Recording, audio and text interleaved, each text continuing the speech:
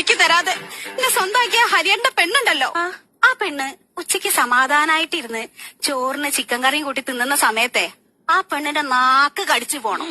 എന്നിട്ട് ആ വേദനയില് നാക്ക് മുറിഞ്ഞുണ്ടോന്നറിയാൻ ഓള് കണ്ണാടിയിൽ നോക്കാൻ പോകുമ്പോ ഓളെ കാലിന്റെ ചെറുവിരല് മേശാന്റെ മുകളിൽ ഇങ്ങനെ തട്ടിയിട്ട് ആ നഖവും മാംസം കൂടെ ഇങ്ങനെ വേർപെട്ട് നിന്ന് നഖം വെട്ടിയെടുത്ത് നഖം വെട്ടാൻ പോകുമ്പോ എല്ലാം കൂടെ അതിൽ കിടന്ന് അമുങ്ങി നിൽക്കുന്ന സമയത്ത് ഓളെ ചെവിയിൽ ഒരു ഉറുമ്പ് കയറി കളിക്കണേ ഭഗവാനെ.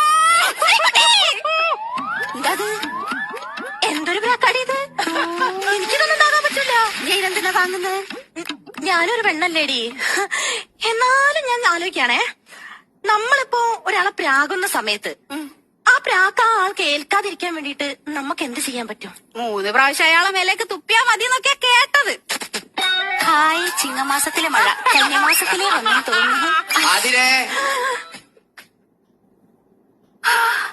ഞാൻ എവിടെയോ കേട്ട ശബ്ദം, എവിടെയോ കേട്ട് മറന്ന ശബ്ദം. അയ്യോ, മറന്ന കാര്യങ്ങളൊക്കെ വീണ്ടും വീണ്ടും എന്തിനാ അങ്ങനെ ആലോചിക്കുന്നത്?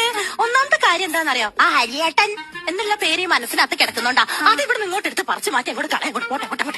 ഇങ്ങനെ പറിച്ചു കളഞ്ഞ് ചവിട്ടി മെതിക്കാനേ അതിന്റെ ഹരിയേട്ടനാ, അല്ലാണ്ട കൊള